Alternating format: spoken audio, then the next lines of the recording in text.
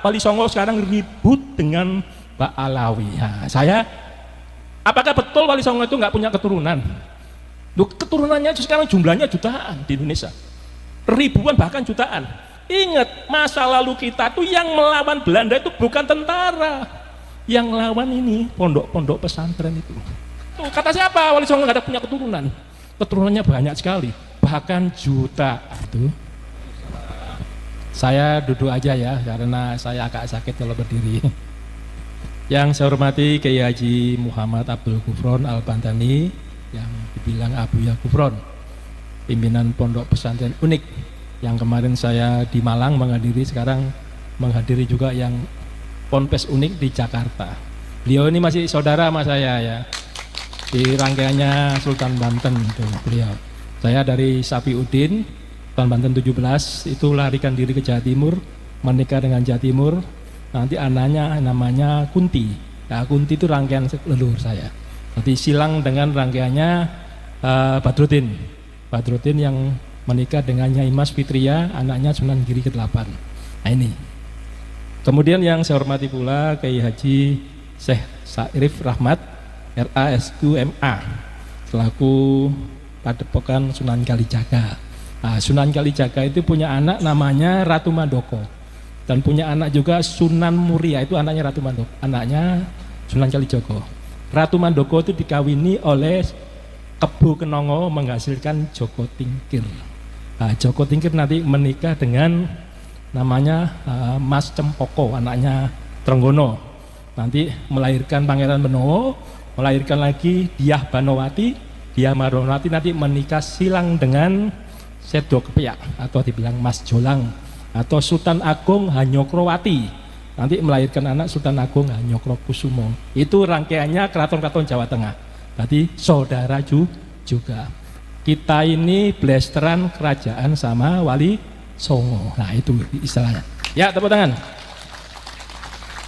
Kemudian yang ketiga yang saya hormati Bapak Hendy Lesmana selaku staf khusus Kementerian Pertahanan. Ini sangat dekat dengan saya, terima kasih Gus Hendy. Kemudian saya hormati pula sini Irjen Polisi Rahmat Nur Wahid, ada di sini. Oh tadi hadir ya, kamu sudah pulang. Termasuk Brigjen TNI Purnawirawan Wijang Pramoyoto. Ini senior saya dari Madiun. Nah, orangnya belum datang. Kemudian yang saya hormati pula Bapak Kang Mas Dr. Andes Haji Raden Murjoko, ya selaku Ketua Umum PSHT. Dan keponakan saya ini menikah sama sebelum Pak Murjoko, yaitu Pak Tarmaji, itu PSHT ketuanya. Keponakan saya menikah dengan keponakannya Pak Tarmaji, nanti masih saudara juga beliau dengan saya. Nah, kemudian saya hormati pula Bapak Romo Marsilius Salem Damani, Ketua Gereja Santo Lukas. Ya Bapak Romo, saya bangga sekali ada toleransi beragama, orang Katolik hadir sini ya. Saya mengetahui ilmu Kristen sama Katolik sedikit Pak ya. Nabi Muhammad itu diketahui nabinya oleh Buhairo sama Warokah, itu agamanya Nasrani Pak. Beliau itu ternyata ilmu saya pelajari banyak, orang Nasrani, orang Katolik yang berserah diri kepada Allah itu dinamakan Islam. Jadi artinya Islam itu orang berserah diri. Orang Hindu, orang Buddha, orang animisme yang lain bentuknya, pokoknya dia berserah diri pada Tuhannya. Ketemu itu sinar putih tengahnya lubang hitam, itu namanya nur ilahi. Ya itulah yang disebut Islam. Makanya Indonesia itu Pancasila, itu ketuhanan yang maha. Dulu ditambahi yang berdasarkan syariat Islam, Piagam Jakarta oleh Pak Karno, oleh Founding Father dicoret, kita nggak boleh terjerumus negara Islam. Nanti kalau negara Islam yang terjadi apa? Indonesia Timur minta merdeka.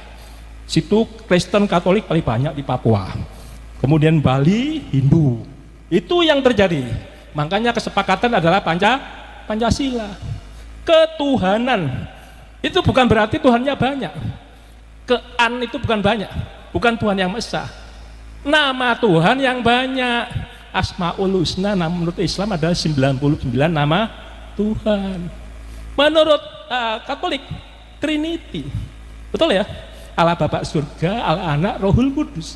Sama dengan Islam, Nur Ilahi, Nur Muhammad, Nur Insani. 3. Kemudian Hindu apa dikatakan? Brahmana, Wisnu, Siwa. Bercampur namanya Atma, ketemu dalam dirinya yang disebut dengan Krishna. Itu 3. Orang Buddha menaikkan 104 nama Tuhan. Boleh-boleh aja nama Tuhan banyak.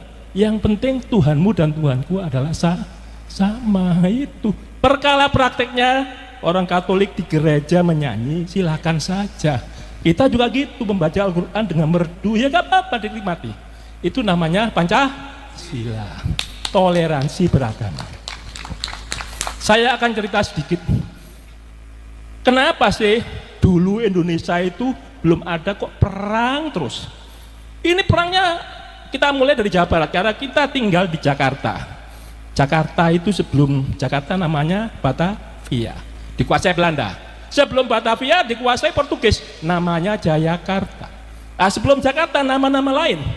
Nah, itu dulu namanya eranya Prabu Siliwangi.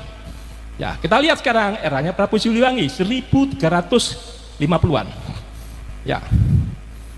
Kenapa Wali Songo sekarang ribut dengan Pak Alawi? Ya, apakah betul Wali Songo itu nggak punya keturunan? Loh, keturunannya sekarang jumlahnya jutaan di Indonesia. Ribuan bahkan jutaan. Ingat, masa lalu kita tuh yang melawan Belanda itu bukan tentara. Yang lawan ini pondok-pondok pesantren itu. Kenapa? Tentara keraton itu kalau rajanya ditekuk Belanda, langsung tentaranya nurut pada rajanya. Yang lawan, yang disengsarakan oleh Belanda pasti masyarakat paling bawah, yaitu masyarakat bawah dikendalikan oleh pondok pesantren ini. Pondok pesantren begitu Belanda membuat anyar sampai Pararukan, jalan tuh di Dendels itu melintas makam-makam leluhurnya Pangeran Diponegoro yang tiap hari didikirin, didatangi oleh umatnya, leluhurnya termasuk pengikutnya, itu digiles oleh Belanda tanpa izin. Marah nggak? Ya pasti marah. Terjadilah perang Jawa, perang Diponegoro 1825-1830. Nah, itu ceritanya. Nah, sekarang kita kembali lagi masalah Jakarta ini. Nah, Jakarta aja penting. Orang-orang dulu ngomong itu Salakanagara awal mulanya. Salakanagara mulai Dewa Warman meneruskan namanya Tarumanegara 328. Ya, Masehi ya, abad keempat Tarumanegara berdiri. Tarumanegara raja pertamanya Jaya Singawarman. Jaya Warman menurunkan Dharmaraya Warman. Dharmaraya Warman menurunkan Purnawarman. Istrinya orang Kutai. Ya, Kutai berarti bersatu sama Jawa Barat. Nah, ini saya ngomong Jawa Barat. Saya belum cerita Wali Songo ya, baru Purnawarman. Purnawarman nanti menelurkan lagi anak-anaknya. Semuanya Warman semua namanya. Yaitu ada Windu Warman, Indra Warman, Chandra Warman, masuk yang keenam ya Surya Warman. Ini mulai mendirikan kerajaan Galuh. Ya, Galuh yang munculnya di Cirebon. Surya Warman muncul lagi, anaknya Kertawarman, kemudian terus sampai terakhir raja ke-12 namanya Linggawarman. Ya, Linggawarman akhirnya berhentilah itu. Muncul kerajaan Sunda oleh Tarus Bawah pertama kali. Sunda Galuh mulai pisah ya. Mulai pisah, pecah. Begitu keturunannya nanti, begitu masuk Niskalawastu Kencana. Nah, ini belum Prabu Siliwangi. Niskalawastu Kencana ini mulai eranya dia itu eranya Raden Wijaya. Raja Wijaya di mana tuh? Mojopahit. Mulai terjadilah Sunda dan Jawa Timur perang bubat. Dewi Pitaloka bunuh diri akhirnya. Sejak pasukannya datang untuk perkawinan nggak jadi, ternyata dibantai oleh rangkaiannya pasukannya Gajah Mada. Sehingga saat itu sebenarnya itu perkawinan silang itu menyatukan Jawa Barat, Jawa Timur. Tetapi tidak mau bersatu gara-gara peristiwa perang bubat.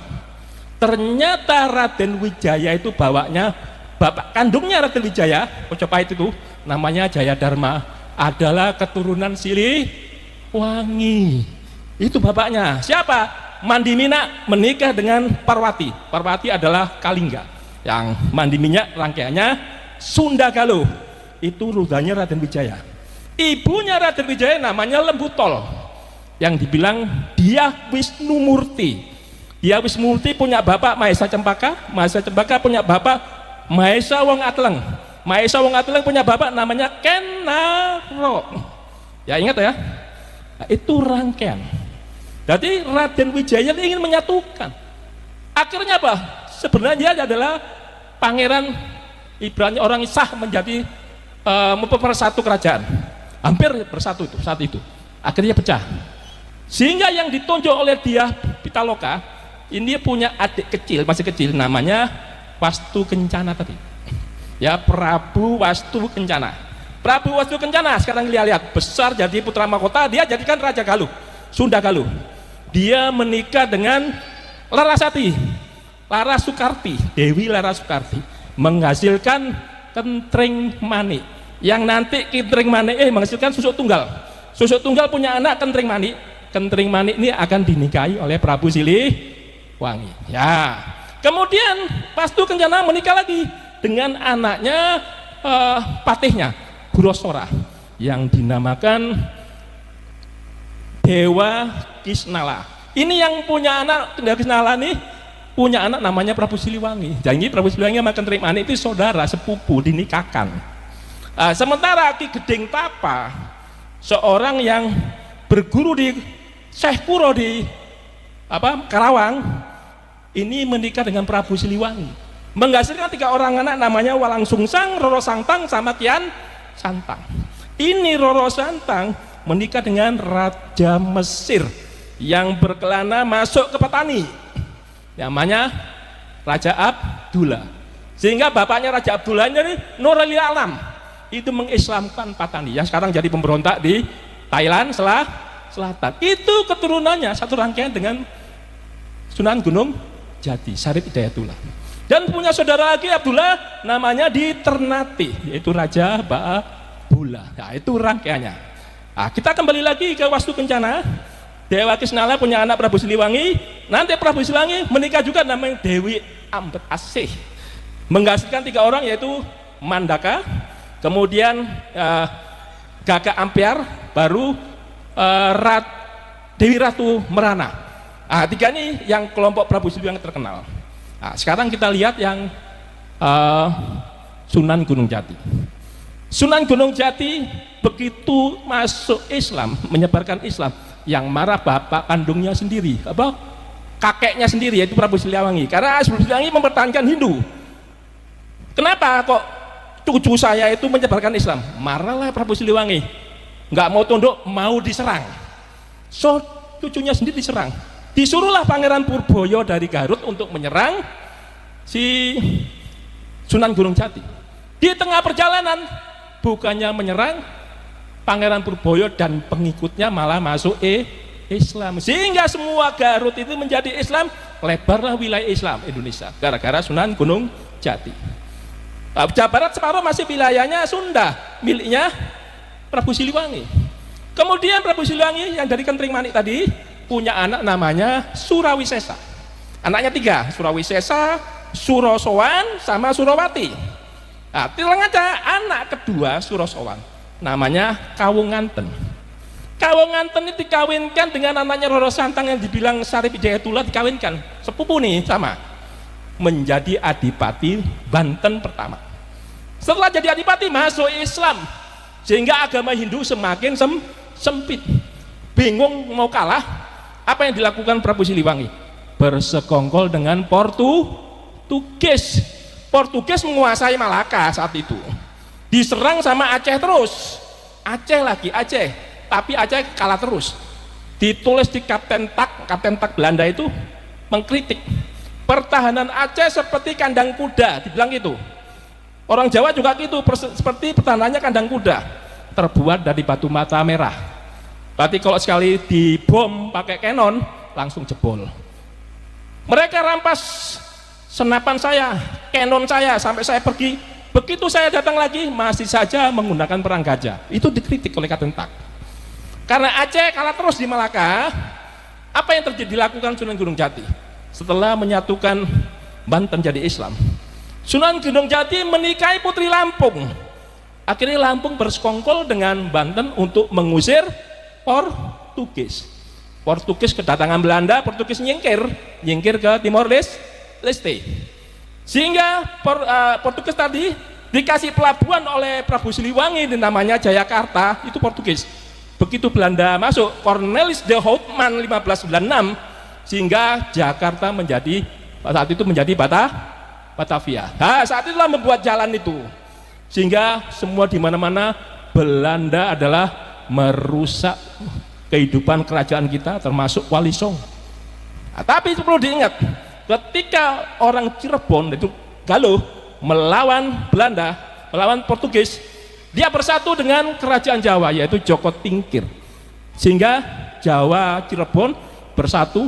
Takutlah Prabu Siliwangi, kerajaannya diserahkan pada Suraweseso, dia kabur, yang orang-orang dibilang mukso, sebenarnya tidak mukso. Makamnya Prabu Siliwangi itu ada di mana? Di Boto Putih, Surabaya. Cek di sana, namanya Pamanarasa, ada di Surabaya. Cuma berbeda dengan Islam, ada tembok yang menyekat situ, ada bahasa Kawi tulisannya Pamanarasa. Ya, silakan aja kalau mau mencari makamnya Prabu Siliwangi. Ya, itu Prabu Siliwangi sudah berusaha menyatukan Hindu. Ya, sekarang dari Prabu Siliwangi tadi sudah ya. Saya akan ceritakan dari Linggawarman tadi. Raja terakhir Tarumanegara diserang oleh Sriwijaya, abad ke-7 muncul. Lari Assalamualaikum warahmatullahi wabarakatuh, teman-teman semua ya. Tadi kita telah mendengarkan pernyataan dari orang ini ya, yang mana menyatakan bahwa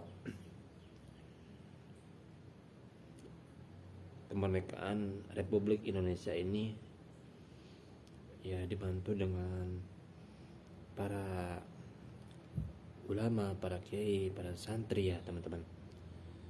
Dan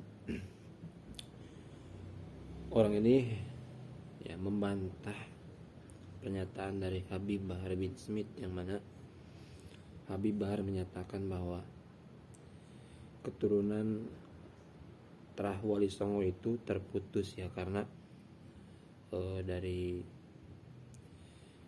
nasab ibunya ya gitu ya, yang lahir itu bukan dari ayahnya. Dan langsung dibantahkan sama orang ini ya teman-teman. Mungkin kalau Habib Bahar ngeliat video ini mungkin ya tamparan keras buat Habib Bahar ya teman-teman. Oke teman-teman, itu dia informasinya ya, semoga menambah wawasan kita ya teman-teman ya. Sampai berjumpa next video. Assalamualaikum warahmatullahi wabarakatuh.